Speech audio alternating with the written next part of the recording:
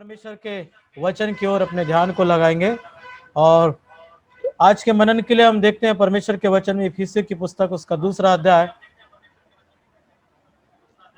और 13 पद को हम पढ़ेंगे। 2 अध्याय 13 पद को सैम के साथ में। पर अब मसीह यीशु में तुम जो पहले दूर थे मसीह के लहू के द्वारा निकट हो गए हो। मसीह यीशु में तुम जो दूर थे मसीह यीशु के लहू के कारण निकट हो गए हो। प्रभु, हम आपका धन्यवाद करते एक बार फिर आपके सिंहासन के निकट में प्रार्थना पूर्वक आते हैं। पवित्र आत्मा का अनुग्रह इस वचन के भेद के ऊपर हो और हम में से प्रत्येक को पवित्र आत्मा का अभिषेक हो कि सुन सकें, बोल सकें और दिल के अंदर ला सकें, और ना केवल ला सके परंतु उसका अनुकरण भी कर सके। यीशु के नाम से मांगते हैं, आमीन। हम परमेश्वर के वचन में देखते हैं प्रियों की यहाँ पर पौलुस हमको इस बात को स्पष्ट करता है कि मसीह यीशु में तुम जो पहले दूर थे मसीह यीशु के लहू के कारण निकट हो गए हो। What a wonderful word. ये जो शब्द है एक आकर्षण से भरा शब्द है। तुम जो मसीह यीशु में दूर थे, कहने का मतलब एक रिंग है और एक रिंग के अंदर कुछ लोगों को लाना है जो काम के लिए हैं। एक रिंग के अंदर कुछ लोगों को लाना है जो किसी काम के लिए चुने जा रहे हैं। एक रिंग के अंदर किसी उन लोगों को इकट्ठा करना है जो किसी मकसद के लिए इकट्ठे किए जाना है। तुम जो मसीह यीशु में नहीं थे, मसीह यीशु में नहीं थे मतलब दुनिया में थे, दुनिया में तो थे लेकिन यीशु मसीह को स्वीकार नहीं किए थे, और मसीह यीशु के लहू के द्वारा ये संभव हो गया कि तुम मसीह यीशु में हो गए, उसके पास आ गए, उसके निकट आ गए। एक आकर्षण यहां पर हमको दिख रहा है कि परमेश्वर के इकलौते पुत्र यीशु मसीह के लहू के द्वारा जो लोग हैं इस संसार में, इस पूरे विश्व के ऊपर जो लोग रहते हैं, उन लोगों में कितने लोगों ने यीशु को प्रभु जानकर अभी तक अंगीकार नहीं किया है। उन लोगों के विषय एक चर्चा है, उन लोगों के विषय एक बातचीत है यहां पर कि अब जो लोग प्रभु यीशु मसीह में नहीं हैं, प्रभु यीशु मसीह के लहू के कारण से वे प्रभु यीशु मसीह में होंगे। ध्यान से सुनिएगा। अब जो लोग जो हैं यीशु मसीह में दूर हैं, यीशु मसीह से दूर हैं, अब वो यीशु मसीह के लहू के कारण से यीशु मसीह के निकट होंगे। एक चुंबक को दूसरे चुंबक की ओर रखना, लेकिन अगर उसको विपरीत दिशा की ओर रखा जाए तो वो दूर भागता है, लेकिन उसको अगर उत्तरी ध्रुव से दक्षिण ध्रुव की ओर रखा जाए तो वो पास आता है। जब चुंबक पास आता है तो उसमें एक आकर्षण की शक्ति होती है। यीशु मसीह का अपना एक तरीका है कि वो अपने लोगों को किस तरीके से अपने पास में उस रिंग के अंदर लाते हैं, उस घेरे के अंदर लाते हैं। कोई विश्वास के माध्यम से आता है, कोई चंगाइयों को देखकर आता है, कोई सुसमाचार पर विश्वास करके आता है, कोई उसके नाम को सुनकर आता है, कोई उसके नाम को बोलकर उसके पास में आ जाता है। यकीन माने कि कोई उसको सुनकर भी उसके पास आता है तो वो उस घेरे में आएगा, कोई बोलकर उसके पास में आता है तो उस घेरे में आएगा, कोई उसकी चंगाई को देखकर उसके पास में आता है तो उस घेरे में आएगा, और जो कोई उस घेरे में आएगा फिर उस घेरे से बाहर ना जा पाएगा। क्योंकि बाइबल हमें सिखाती है जो उसका स्वाद चख चुके हैं वे फिर कभी जो है पीछे हटने के नहीं है। एक न एक दिन परमेश्वर की बुलाहट, परमेश्वर की आवाज उनके जीवन को आकर्षित करेगी और वो फिर मसीह यीशु में पहले के ना ही ज्यादा दृढ़ता से अपने आप को रख सकेंगे। मैं विश्वास करता हूं परमेश्वर के वचन पर, मैं विश्वास करता हूं यीशु मसीह के पैदा होने पर, मैं विश्वास करता हूं यीशु मसीह के क्रूस के ऊपर की मृत्यु के ऊपर मैं विश्वास करता हूं, उसके लहू बहाए जाने के ऊपर मैं विश्वास करता हूं, उसके मारे जाने और उसके गाड़े जाने के ऊपर। यही व्यक्ति का विश्वास उसे अनंत जीवन में ले जाता है। प्रियो, अगर हम परमेश्वर के वचन में यूहन्ना रचित सुसमाचार उसके 10 अध्याय और 16 पद को हम पढ़ते हैं, यहां पर जिस रिंग के बारे में मैं बात कर रहा था, जिस जिस घेरे के बारे में बात कर रहा था, मैं आपको आगे लेके चलना चाहता हूं। यूहन्ना रचित सुसमाचार उसका 10 अध्याय और 16 पद, और यहां बबीता कुमार पढ़ने में मदद करेंगी। मेरी और भी भेड़ें हैं मेरी और भी भेड़ें हैं जो इस भेड़शाला की नहीं, जो इस भेड़शाला में नहीं है अभी, मुझे उनका भी लाना अवश्य है। मुझे उनको भी इस भेड़शाला के अंदर लाना अवश्य है। मेरा शब्द सुनेंगी, वे मेरा शब्द सुनेंगी, तब एक ही झुंड तब एक ही झुंड एक ही झुंड होगा, एक ही चरवाहा होगा। एक ही चरवाहा होगा। प्रेज गॉड, हालेलुया, बोलो यीशु मसीह की जय। प्रियो, एक ही चरवाहा होगा, एक ही झुंड होगा। वो जो मुझसे दूर हैं मेरे शब्दों को सुनेंगी। कारण चाहे पैंडेमिक हो, चाहे कारण भूकंप हो, चाहे कारण बीमारी हो, चाहे कारण एक्सीडेंट की परिस्थिति हो, चाहे जीवन में भयानक परिस्थिति क्यों ना हो,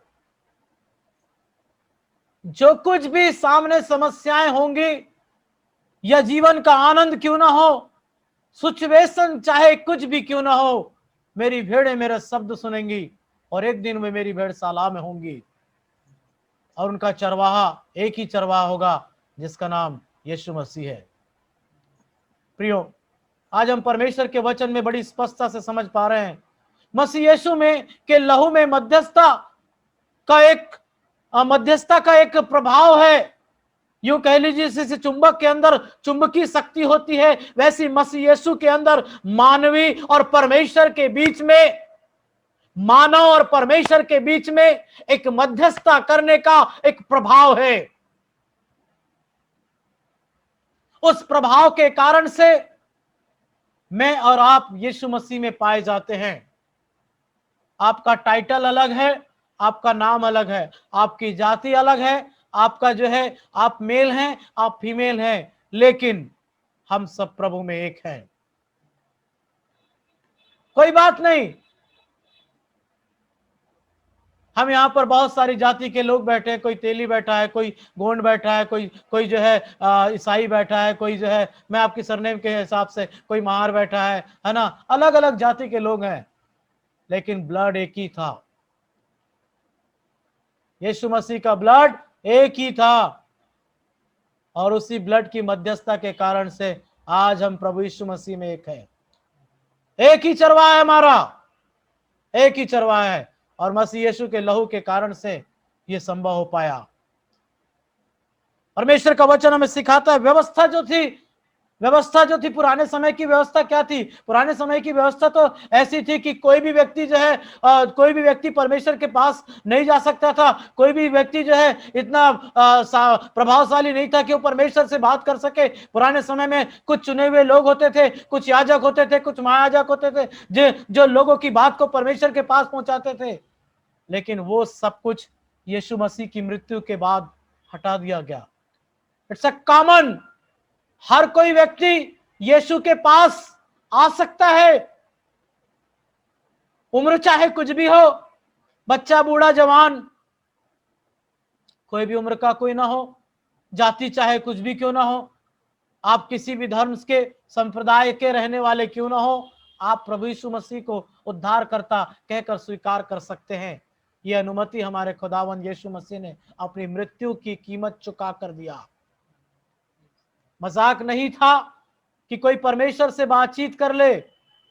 पहाड़ों पर चढ़ना पड़ता था परमेश्वर से बातचीत करने के लिए, वो भी चुनिंदा पर्सन से परमेश्वर बातचीत करता था। ऐरा गहरा नत्थु कहरा, नॉट अलाउड। कोई भी अलाउ नहीं था, कोई भी अलाउ नहीं था। मेरे प्रियो, आज प्रभु यीशु मसीह ने हमारे जीवन के लिए एक ऐसा काम कर दिया। वो लहू जो उसने बहाया, जिसके कारण से हम जो दूर थे हम निकट आ गए। मैं इस बात को जब पढ़ रहा था कि हम यीशु मसीह के लहू के कारण से निकट आ गए हैं, ये बात मेरे हृदय में बहुत स्पर्श करी और मैंने सोचा कि इस बात को मैं लोगों तक पहुंचाऊं कि वास्तव में उसके लहू की बहुमूल्यता को जाने। शायद आपको याद नहीं होगा, पुराने समय में लोग जो है परमेश्वर के पास जाने के लिए अपने आप का खतना करवाते थे, वो लहू बहाते थे।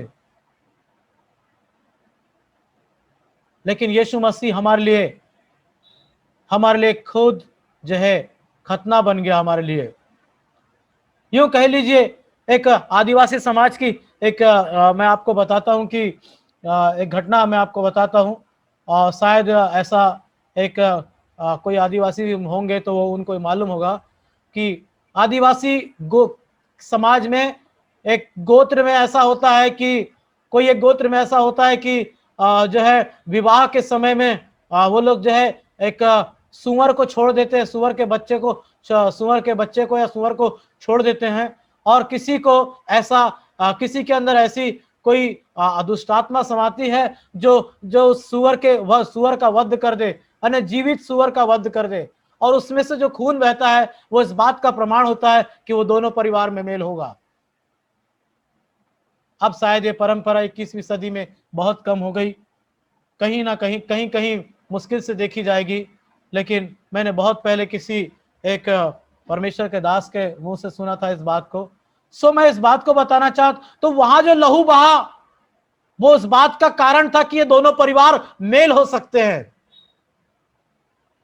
और यहां जो लहू बहा वो इस बात को बोधक करता है, इस बात को सूचित करता है कि भारत के ऊपर या विश्व के ऊपर, सारे दुनिया के ऊपर यदि परमेश्वर के साथ मनुष्य का मेल हो सकता है तो केवल वन वे है, it is the blood of Christ.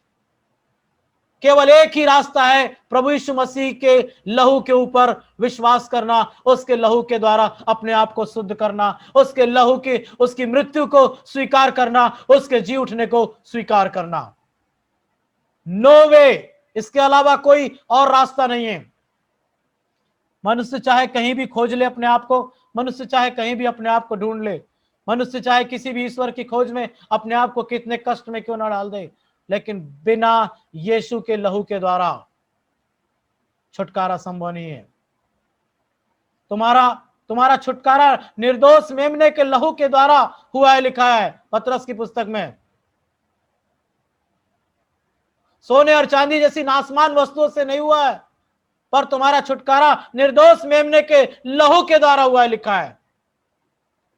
प्रियो, परमेश्वर के उस छुटकारे के लिए हम धन्यवाद करते हैं, उस लहू के लिए धन्यवाद करते हैं जिसमें एक आकर्षण है मनुष्यों को अपने उन पापों की क्षमा देने का, जिसमें एक ताकत है सारे मनुष्य को उनके पापों से आजादी देने की।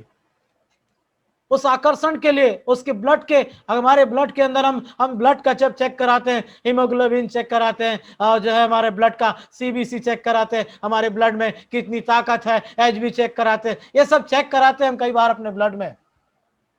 हम अपने ब्लड की गुणवत्ता देखते हैं। यीशु के ब्लड की गुणवत्ता केवल एक ही है कि सारी मानव जाति के पाप क्षमा किए जाएंगे। हालेलुया। और ये कोई लैब नहीं बताएगी, विश्वास सुनने से आता है, और सुनना मसीह के वचन से होता है, धर्मशास्त्र में से होता है, परमेश्वर के वचन में से होता है। जो कोई यीशु का नाम लेगा, लिखा है, उद्धार पाएगा। जो कोई यीशु का नाम लेगा वो उद्धार पाएगा। आइए हम परमेश्वर के वचन में हम देखते हैं, इफिसियों की पुस्तक में देखते हैं यहाँ पर, और दूसरा अध्याय उसके 5 पद को हम देखते हैं यहाँ पर। तो हमें मसीह के साथ जिलाया अनुग्रह ही से तुम्हारा उद्धार हुआ है। अनुग्रह ही से हमारा उद्धार हुआ है, जब हम पापों के कारण मरे हुए थे। अनुग्रह से, ये अनुग्रह कैसे हुआ? ये अनुग्रह हुआ क्रूस के ऊपर लहू बहाए जाने के द्वारा।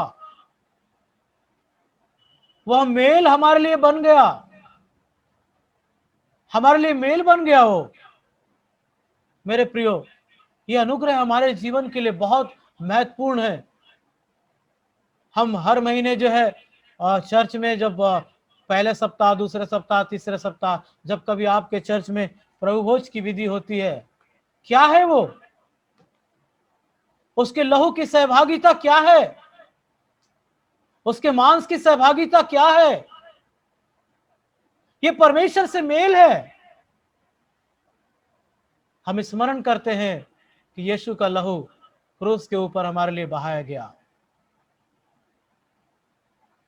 और जब कभी हम उसमें से खाते और पीते हैं तो हम उसकी मृत्यु को स्मरण करते हैं। मेरे प्रियो, मैं आपको बताना चाहता हूं कि यीशु का लहू एक दूरी को कम करने वाला, जो हमारा संसार में रहने के कारण से, संसारिक बातों में रहने के कारण से, जितने लोग आज प्रभु यीशु मसीह को जानते हैं वे धन्य हैं, लेकिन जितने लोग नहीं जानते, हम उनके लिए प्रार्थना करें कि वे उस घेरे में आ जाएं, वो इस भेड़शाला में आ जाएं, वो मसीह की भेड़ बन जाएं, ताकि यीशु के बहुमूल्य लहू के बारे में वो जान सके, उसकी बहुमूल्य मृत्यु के बारे में वो जान सके, उसके काट पर लटकाए जाने के बारे में वो जान सके कि किस रीति से मनुष्य का परमेश्वर का पुत्र मनुष्य बनकर इस पृथ्वी पर आया और सारी मानव जाति के पाप को अपने ऊपर ले लिया, ताकि वे भी उस पर विश्वास करें और उस दूरी को खत्म कर लें जो उनके और परमेश्वर के बीच में बनी हुई है। Praise God, hallelujah. निश्चित रूप से परमेश्वर ने हमारे लिए एक अच्छा इंतजाम किया, हम परमेश्वर का धन्यवाद करते हैं। चलिए वापस हम रेफरेंस में आएंगे, और जब तक हम प्रेरितों काम की पुस्तक और उसका प्रेरितों काम की पुस्तक उसका दूसरा अध्याय 39 पद में हम चलते हैं। क्योंकि यह प्रतिज्ञा तुम और तुम्हारी संतानों और उन सब दूर दूर के लोगों के लिए भी है, जिनको प्रभु हमारा परमेश्वर अपने पास बुलाएगा। क्योंकि वह प्रतिज्ञा तुम और तुम्हारी संतानों और उन सब दूर दूर के लोगों के लिए भी है, जिनको प्रभु हमारा परमेश्वर अपने पास बुलाएगा। यह प्रतिज्ञा, ये लहू की प्रतिज्ञा उन सब के लिए है। प्रतिज्ञा का मतलब वाचा, और वाचा जो है उन सब के लिए है जो दूर दूर हैं, चाहे वो हांगकांग में रहे या जापान में रहे, चाहे वो ऑस्ट्रेलिया में रहे, चाहे इस्राइल में रहे, चाहे वो गोंदिया में रहे, चाहे छत्तीसगढ़ में रहे, जहां कहीं लोग रहते हैं और जो यीशु को प्रभु जानकर स्वीकार कर लेते हैं, उन सब के लिए ये प्रतिज्ञा है। प्रियो, आज हम परमेश्वर के वचन में स्पष्टता से जान ले कि यीशु का लहू के कारण से परमेश्वर ने हमसे बहुत प्रेम किया, उसके बलिदान के कारण से उसने हमसे बहुत प्रेम किया। आप जानते हैं, अगर आप साधारणता में इस बात को देखें, जब हमेशा एक वर्ड आप पढ़ते हैं धर्मशास्त्र के अंदर, परमेश्वर ने जगत से ऐसा प्रेम किया। परमेश्वर ने क्या किया? जगत से ऐसा प्रेम किया कि अपना इकलौता पुत्र दे दिया। इकलौता पुत्र देने का मतलब क्या है? वो बलिदान, वो प्रेम, जिसके कारण से आज मैं और आप जो है उद्धार की दशा में पाए जाते हैं।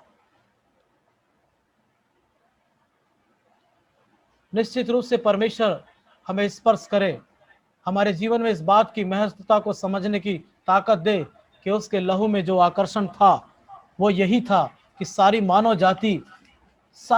जाति जितने लोग इस विश्व के ऊपर रहते हैं, हर एक जन का पाप क्षमा किया जाए। इसलिए लिखा है, हर एक घुटना टिकेगा, हर एक जीभ बोलेगी यीशु ही प्रभु है। क्यों? क्योंकि यही प्रेम है। परमेश्वर कभी भी नहीं चाहता कि कोई नाश हो। आज पेंडेमिक में बहुत सारे लोग जो है नाश हो गए। परमेश्वर कभी भी नहीं चाहता, और ये शैतान की दुचित्ता चाल है कि लोग जो है प्रभु पर विश्वास ना करें करके बहुत सारे परिस्थितियों को खड़ा करता है। लेकिन कई बार हम समझ नहीं पाते हैं कि परिस्थिति शैतान की ओर से है या परमेश्वर की ओर से है। चलिए मैं आपको एक छोटी सी घटना बताकर जो है इस संदेश को समाप्त करूंगा। और ऐसे लिखा है धर्मशास्त्र के अंदर, दो व्यक्ति दो व्यक्ति थे जिन्होंने अपने घर बनाए। एक ने चट्टान के ऊपर बनाया और एक ने जो है बालू के ऊपर बनाया। दोनों ही घर के ऊपर तूफान आया, दोनों ही घरों ने तूफान का सामना किया, लेकिन बालू पर जो घर बना वो गिर गया और चट्टान पर जो घर बना वो स्थिर रह गया।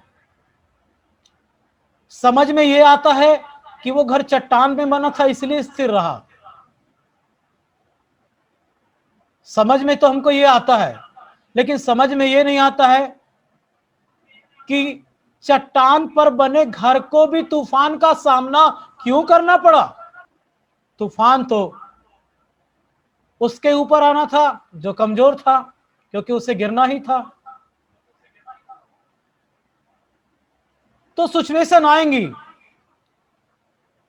कमजोर के ऊपर भी आएंगी और मजबूत के ऊपर भी आएंगी, लेकिन जो मजबूत रहेगा वो खड़ा रहेगा।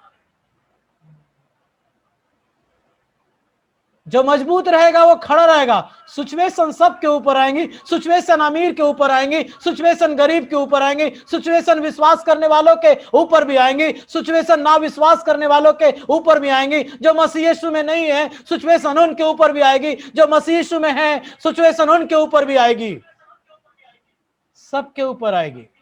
परिस्थिति कहीं भी क्रिएट हो सकती है, लेकिन जो मसीह यीशु में स्थिर है, जो मसीह यीशु में गहरे तरीके से स्थिर है, जिसकी नेव चट्टान पर डली हुई है, नेव चट्टान पर डली हुई है कहने का मतलब है जिसका विश्वास गहरा है, जिसके माइंड के ऊपर हमेशा परमेश्वर का प्रभाव बना हुआ रहता है, और वो हर एक परिस्थिति में कहता है कि मेरे निकट 10,000 गिरेंगे तो भी मुझे कोई हानि नहीं होगी।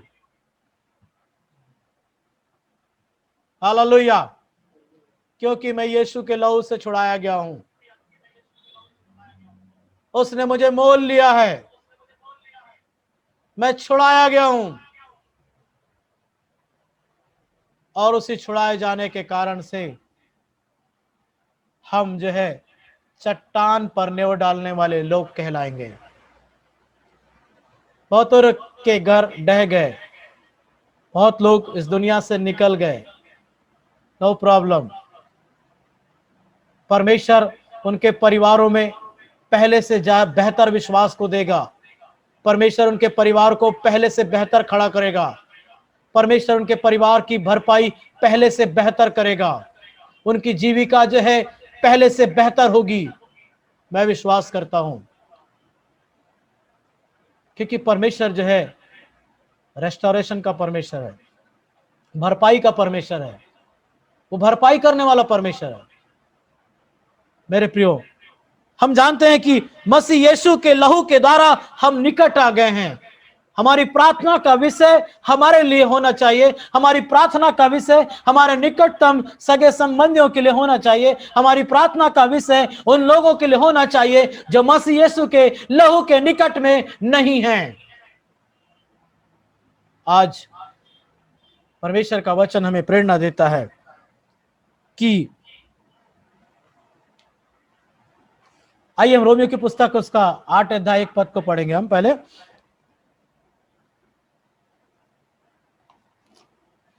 रोमियो 8:1 में आपके लिए बहुत एक खुशखबरी है। यहां पर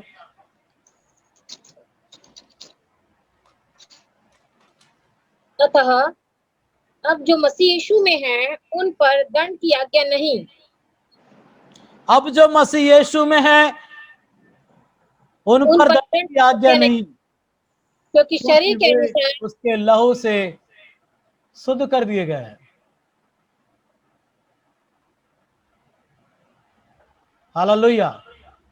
अब जो मसीह यीशु में है उन पर दंड की आज्ञा नहीं, क्योंकि वे शरीर के अनुसार नहीं वरन आत्मा के अनुसार चलते हैं।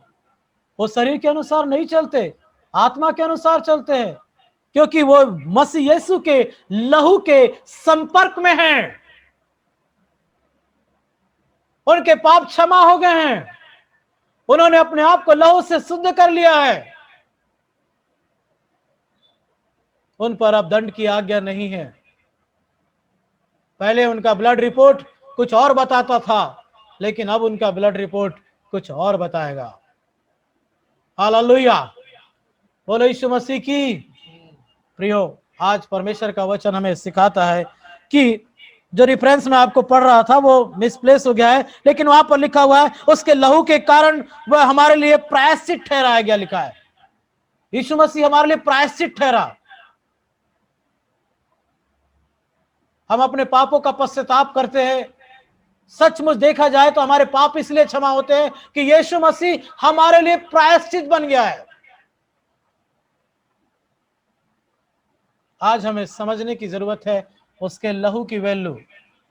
आज एक अस्पताल में व्यक्ति जब भर्ती हो जाता है, उसका प्लाज्मा कम हो जाता है, उसका प्लेटलेट कम हो जाता है, और जब मार्केट में वो घूमता है, 10 जगह घूमता है, इससे बात करता है, उससे बात करता है, उसको ब्लड नहीं मिलता। डॉक्टर बार बार टार्चर करता है कि तुम्हें ब्लड लाना पड़ेगा, कहीं से भी ब्लड लाओ, नहीं तो कुछ भी हो सकता है। वह हताहत घूमते हैं, परेशान होते हैं, ये ब्लड बैंक से वो ब्लड बैंक, वो ब्लड बैंक से वो ब्लड बैंक। ब्लड की वैल्यू क्या होती है उनको पता है।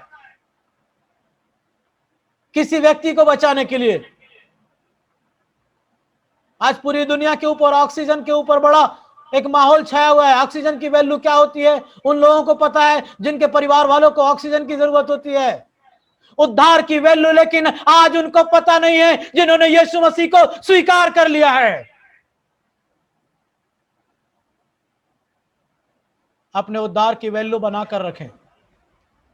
अपने लहू, अपने जीवन में प्रभु यीशु मसीह के लहू की वैल्यू को बनाकर रखें और अपने आप को निरंतर प्रभु के साथ संगति में रखें, ताकि परमेश्वर की सिद्ध इच्छा को आप जो है अपने जीवन में मालूम कर सको। आइए अपनी आंखों को बंद करें, हम प्रार्थना में जाएंगे कि परमेश्वर हमारे जीवन को अनुग्रहित करे कि हम उस भेड़शाला में आ जाएं जिसमें बहुत सारे लोग अभी भी नहीं है। Hallelujah, thank you Jesus, glory O Lord. Hallelujah. केवल एक ही बात, उसका लहू, उसका लहू, उसका लहू जो हमें शिफा देता है, उसका लहू जो हमें छुटकारा देता है, उसका लहू जो हमें चंगाई देता है। पहला पत्रस 2:24 में लिखा, उसके मार खाने से तुम चंगे हुए। मार खाने से क्या हुआ? मार खाने से उसका लहू बहा, उसके लहू के द्वारा हम चंगे होते हैं। Hallelujah, thank you Lord. प्रभु हम आपका धन्यवाद करते हैं। एक बार फिर हम प्रार्थना करते हैं, हम इससे प्रत्येक को प्रभु आप अपने लहू से धोकर शुद्ध कर दीजिए, और हमारे निकटतम सगे संबंधियों को जो हमसे दूर हैं, जो अब तक तेरी भेड़शाला में नहीं हैं, हम प्रार्थना करते हैं कि वे भी तेरे उस भेड़शाला में आ जाएं, उस रिंग में आ जाएं, वे तेरी आवाज को सुनने वाले लोग हो जाएं। Thank you Lord.